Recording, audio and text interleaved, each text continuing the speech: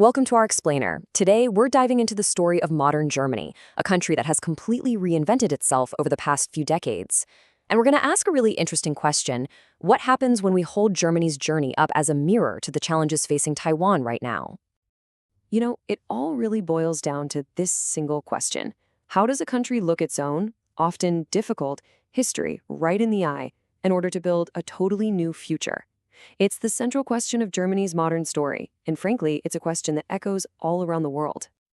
All right, so here's how we're going to break it down. We're going to look at three huge transformations Germany went through. We're talking energy, justice, and national identity. And then we'll turn that mirror around and see what kind of reflections and questions pop up for Taiwan. First up, energy. Germany embarked on this world-famous, and let me tell you, incredibly challenging energy transition. They call it the Energiewende, which literally just means the energy turn. It was a massive pivot. So the country was staring down a really fundamental choice. Do you stick with the old model, big, centralized power plants like this nuclear facility? Or do you go all in on a new, decentralized future, powered by renewables, like these wind turbines that are now all over the landscape? Now, this is where it gets really interesting. This whole shift wasn't just forced on people. The public was overwhelmingly behind it. And look at this chart. Approval for renewables was already high, but it actually went up for people who lived near a solar park or wind farm. So seeing it in their backyard actually made them support it more. And this proves it wasn't just some policy from Berlin. This was a true grassroots movement. The number of so-called solar citizens, we're talking about regular people with solar panels on their roofs, it doubled to 9 million in just 7 years. They literally became part of the power grid themselves. So that brings us to our first mirror question. Taiwan is right in the middle of its own intense debate about energy, about nuclear, about renewables, about security. Germany's journey, with all its successes and struggles, offers a really powerful story of what's possible when the public gets on board. Okay, next up is this idea of confronting a difficult past. After the Berlin Wall came down, a reunified Germany had to figure out what to do with the legacy of the East German dictatorship and its infamous secret police, the Stasi. The sheer scale of the surveillance is just staggering. Just look at these shelves. We're talking about more than 111 kilometers of files. That's an entire nation's secrets, their private lives, their betrayals, all documented and stored away. It's hard to even wrap your head around. And as the regime was collapsing, the Stasi went into a frenzy, trying to shred all the evidence. But here's the amazing part. The German people made a choice. Instead of just letting that history be destroyed, they started the unbelievably painstaking work of piecing it all back together, one tiny scrap at a time. It became this incredible symbol of reclaiming the truth. And this approach applies to Germany's darkest chapter too. Instead of just banning Hitler's book, Mein Kampf, they decided to re-release it. But this time, it was a massive 2-volume critical edition, packed with annotations explaining the lies and deconstructing the hateful ideology.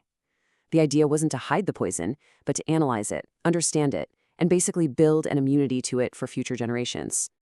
This, of course, raises a really crucial question for Taiwan as it continues to navigate its own history with authoritarianism.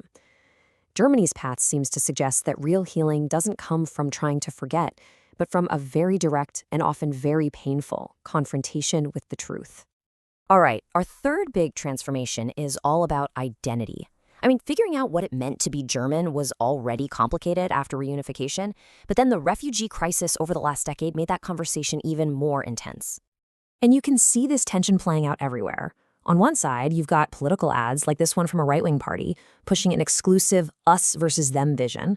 But then on the other side, you have these powerful cultural responses, like this ballote from an opera house proudly showing the diverse international backgrounds of all its performers.